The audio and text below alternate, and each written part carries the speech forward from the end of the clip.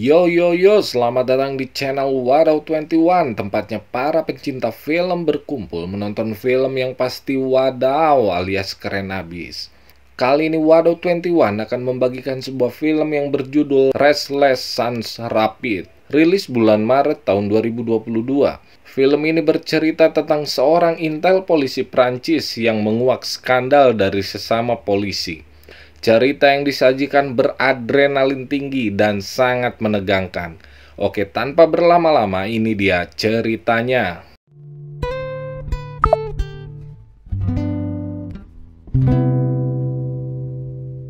Seorang intel polisi bernama Letnan Thomas Blanc sedang dalam perjalanan ke kantornya. Rekannya dari sambungan telepon memberitahukan kalau situasi kantor sangat tegang dikarenakan akan ada inspeksi dari pusat.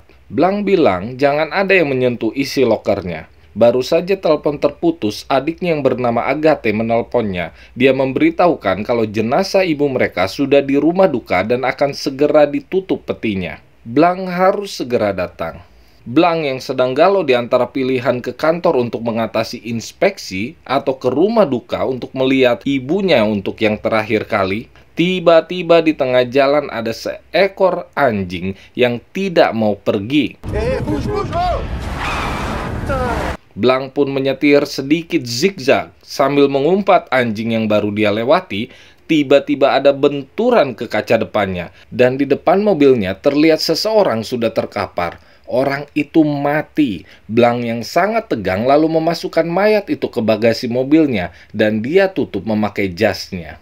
Blanc lalu jalan lagi, tetapi baru saja satu masalah bisa diatasi, datang lagi masalah lain. Di tengah jalan ada razia besar, sedangkan kartu identitas Blanc berada di bagasi menutupi mayat. Karena sudah terlanjur, dia pun mendekati razia tersebut. Polisi meminta identitas Blanc, tapi karena tidak ada, Blanc bilang kalau dia polisi juga.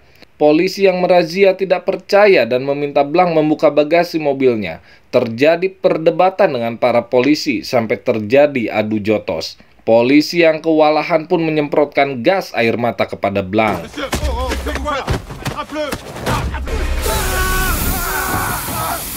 Di saat bersamaan, tim inspeksi dari pusat sampai di kantor Blanc. Cewek magang yang bernama Naomi segera memberitahukan kepada partnernya Blanc yang bernama Mark. Mereka berdua lalu menuju lokernya Blanc dan membukanya dengan paksa. Partnernya Blanc melihat banyak uang di dalam loker tersebut. Dia yang tahu kalau uang itu bukanlah uang yang halal, dia buang ke kloset ditemani oleh Naomi.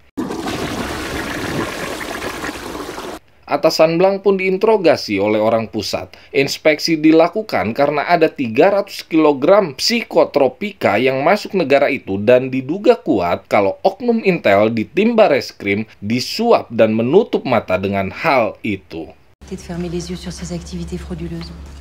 Kembali ke Blanc. Setelah Blanc menceritakan semuanya, para polisi pun akhirnya meminta maaf. Blanc yang mau ke kantor dikirim pesan oleh Mark partnernya. Kalau tim inspeksi dari pusat sudah datang, Blanc dianjurkan untuk tidak ke kantor. Blanc pun memutar arah dan pergi ke rumah duka. Blanc disambut oleh mainan remote control anaknya yang bernama Lois. Blanc menyuruh Lois dan bibinya untuk pergi. Di kantor, inspeksi dilanjutkan ke ruangan loker. Beruntung uang di loker Blanc sudah dikosongkan. Ketua tim inspeksi menanyakan di mana Letnan Blanc berada. Mark memberitahu kalau Blanc berada di rumah duka karena ibunya meninggal. Dengan sinis, si ketua tim inspeksi itu pun pergi dari ruangan itu. Kembali lagi ke Blanc. Blanc melihat ibunya untuk terakhir kalinya dan peti mati pun ditutup. Pada saat penutupan peti, Mark memberitahu Blanc kalau tim inspeksi mengetahui keberadaan Blanc dan mereka akan memeriksa semuanya, termasuk mobil Blanc. Membaca pesan itu, Blanc ketakutan karena di mobilnya ada seorang mayat. Blanc mulai berpikir dan langsung keluar ruangan melihat jalur ventilasi udara. Dia lalu keluar gedung, membuka jalur ventilasi udara, lalu memasukkan mainan remote control anaknya beserta dengan mayat dari bagasi mobilnya. Blanc lalu masuk lagi ke rumah duka sambil membawa balon. Dia beralasan kalau balon itu untuk anak perempuannya, Lois. Dia minta izin kepada pengurus rumah duka untuk meminta waktu sendirian di ruangan itu. Blanc diberi waktu selama 15 menit. Setelah pengurus rumah duka itu pergi, Blanc lalu menutup kamera dengan balon-balon itu. Tidak tahu apa maksud Blanc untuk menutupi kamera tersebut. Blanc lalu membuka ventilasi udara di ruangan itu dan menggerakkan mainan remote control ke arahnya. Tapi ternyata mainan itu mengeluarkan suara tembakan yang membuat petugas mendengarnya. Blanc sangat tegang sekali. Dia lalu buru-buru membuka baut peti mati dengan tali sepatunya. Petugas rumah duka yang mendengar tembakan itu lalu mendatangi ruangan di mana Blanc berada, namun terkunci. Mereka lalu melapor ke pihak keamanan. Pihak keamanan tidak bisa melihat ke dalam ruangan karena tertutup balon. Mainan remote kontrolnya Blanc ternyata tersambung tali dengan si mayat. Blanc lalu menarik mayat tersebut. Ternyata rencana Blanc adalah memasukkan mayat yang dia tabrak ke dalam peti mati ibunya. Wadaw! Di saat bersamaan, pengurus rumah duka meminta kunci cadangan dan berjalan menuju ruangan di mana Blanc berada. Sedangkan Blanc masih sibuk menutup dan memaku peti mati ibunya dan merapihkan ruangan itu. Blanc membuka kunci ruangan lalu duduk lesu layaknya orang berduka. Tapi ada masalah lagi. Mayat yang dimasukkan ke dalam peti ternyata belum mati 100%. Tutup peti mati itu bergerak. Blanc sangat tegang sekali. Di saat pengurus rumah duka masuk, Blanc sudah dalam posisi duduk dengan tenang di depan peti seolah meratapi kematian ibunya. Waktu Blanc sudah habis, Blanc keluar bersama balonnya. Cerdas sekali ini Blanc.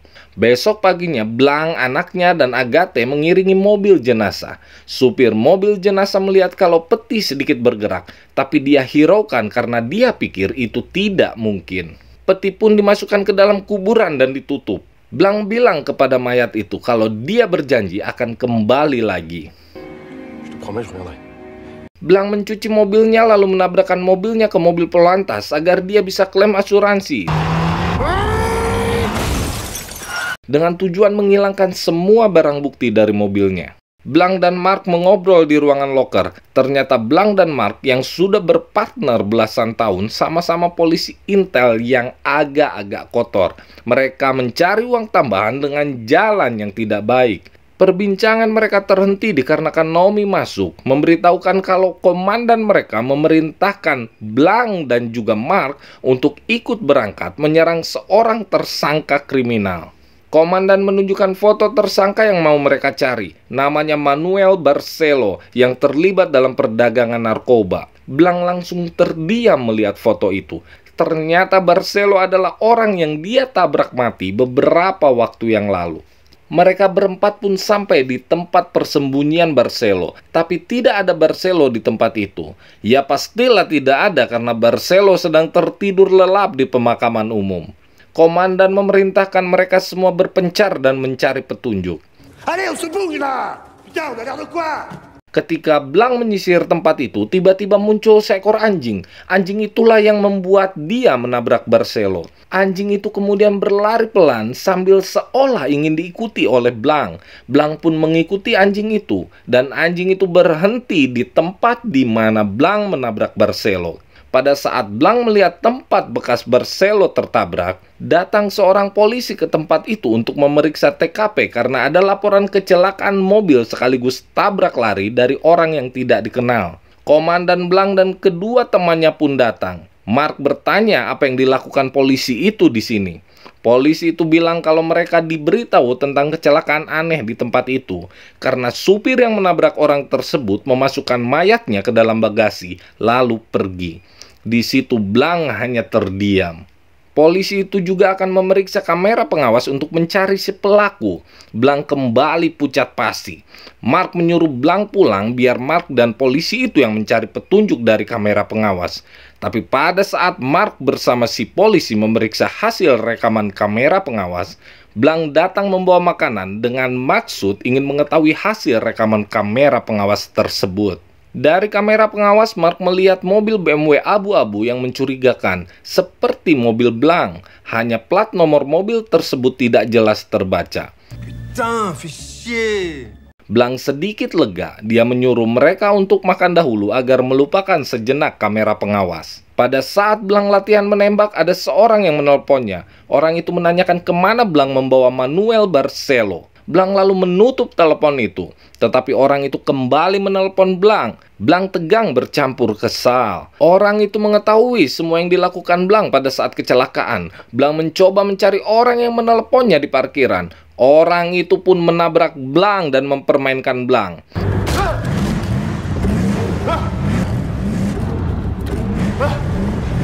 Blanc terus dikejar orang itu. Setelah lepas dari kejaran orang itu, Mark datang dan memberitahu Blanc kalau ponsel Barcelo terakhir aktif di sekitar pemakaman ibunya Blanc. Ponsel Blanc kembali berdering. Orang itu menelpon Blanc lagi. Blanc yang kesal bilang, "Aku tidak peduli dilaporkan. Aku akan menutup teleponnya." Di meja kerjanya kembali Blanc ditelepon orang itu, tetapi tidak diangkat oleh Blanc. Tiba-tiba datang seseorang yang bilang, "Kenapa teleponku tidak diangkat?" Orang itu lalu menampar dan menendangi Blanc. Ternyata orang itu adalah polisi juga yang pura-pura salah sasaran dalam memukul orang. Komandan Blanc bilang kalau orang itu bernama Antoine Marelli, kepala narkotika. Orang itu cukup berpengaruh sehingga tim inspeksi pun tidak bisa menyentuhnya. Blanc mengikuti Marelli ke toilet. Marelli meminta Blanc membawakan mayat Barcelo malam ini. Terjadi perkelahian di antara mereka berdua.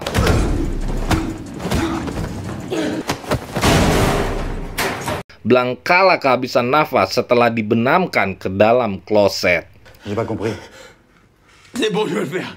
Di malam harinya, Blanc mendatangi makam ibunya dan membongkar makam tersebut. Blanc mengangkat mayat Marcelo, dan dikarenakan penasaran ada apa dengan mayat Barcelo, Blanc pun memeriksa mayat tersebut. Blanc mengambil ponsel Barcelo, dan pada saat Blanc membalikan mayat itu, terlihatlah bekas 2 peluru yang menembus punggungnya.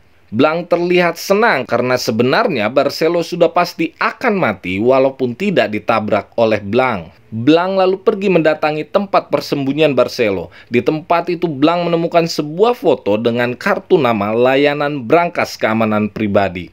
Tiba-tiba ponsel Barcelo yang sudah dicas ditelepon seseorang. Orang itu bilang kalau dia sudah puluhan kali menelepon tetapi tidak diangkat. Blanc tidak menjawabnya. Lalu Blanc meminta Naomi untuk mencari tahu siapa yang menelpon ponsel Barcelo. Nama orang itu adalah Michael Bourgi. Blanc meminta foto dan lokasinya saat ini kepada Naomi. Pada saat yang sama, Mark mendatangi meja kerja Naomi dan memeriksa berkas dari kamera pengawas. Terlihat jelas kalau mobil yang mencurigakan itu ternyata mobil Blanc dengan wajah Blanc yang terlihat jelas di balik kemudi. Blanc mendatangi Binatu, lokasi keberadaan Michael Bourgi. Blanc lalu menangkap dan menginterogasi Bourgi. Dari Bourgi diketahui kalau Marelli mendatangi Borselli untuk mencari kunci brankas yang berisi uang narkoba. Ternyata Marelli memanfaatkan posisinya di unit narkoba untuk mengambil sebagian narkoba yang disita dalam penggerebekan. Narkoba diencerkan dalam alkohol dan dijual kembali. Jaringan Marelli yang bekerja sama dengan Barcelo pun berkembang terus. Tetapi Barcelo bermain curang, dia bermain belakang, dia jual narkoba tanpa sepengetahuan Marelli. Barcelo menaruh uang hasil penjualan narkoba itu di brankas rahasia dan kuncinya selalu dia bawa-bawa. Blanc pun kembali mendatangi Barcelo di pemakaman. Dia cari kunci itu. Pada saat Blanc menemukan kunci brankasnya, Mark datang menodong Blanc. Mark meminta barang yang dipegang Blanc lalu memborgolnya dan memasukkannya ke mobil. Di dalam mobil, Mark bilang kalau Blanc terbukti bersalah dalam pembunuhan, tabrak lari, dan pencurian mayat. Blanc bisa dihukum selama 20 tahun. Mark membawa Blanc ke pelabuhan. Di tempat itu, Mark berjanji untuk bertemu seseorang. Mark lalu menyobek bukti kamera pengawas dan memberikan kunci borgol kepada Blanc. Pada saat Blanc menjelaskan semua kepada Mark, ponsel Blanc berbunyi. Marelli menelepon dan menyuruh Blanc menjauh dari mobil untuk bicara. Setelah agak jauh dari mobil, Marelli mematikan telepon dan tiba-tiba satu buah kontainer besar dijatuhkan tepat di mobil yang berisi Mark. Marelli kembali menelpon Blanc dengan tertawa terbahak-bahak. Blanc sangat marah, dia akan menyerahkan diri dan membongkar semua. Blanc akan melaporkan Marelli. Tetapi ternyata Marelli menelepon Blanc di rumah Blanc. Blanc ketakutan bukan main. Dia berjanji akan memberikan mayat Barcelo besok. Dan Blanc buru-buru pulang menemui anaknya.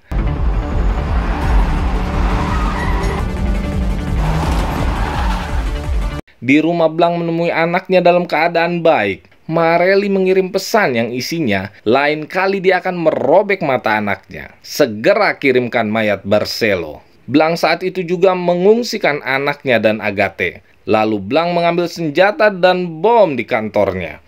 Bom Blanc masukkan ke dalam kantung mayat Borselli dan langsung menuju lokasi yang sudah ditentukan. Blanc mengangkut mayat Borselli dari bagasi mobilnya dan memasukkannya ke mobil Marelli. Marelli mengambil pistol Blanc. Setelah beres, Blanc berbalik dan ternyata kunci mobil Blanc adalah detonator bom yang ada dalam kantong mayat Borselli. Marelli lalu memanggil Blanc dan menembak Blanc dengan pistol itu. Blanc mengisi pistolnya dengan peluru kosong. Marelli lalu mengambil pistolnya dan akan membunuh Blanc.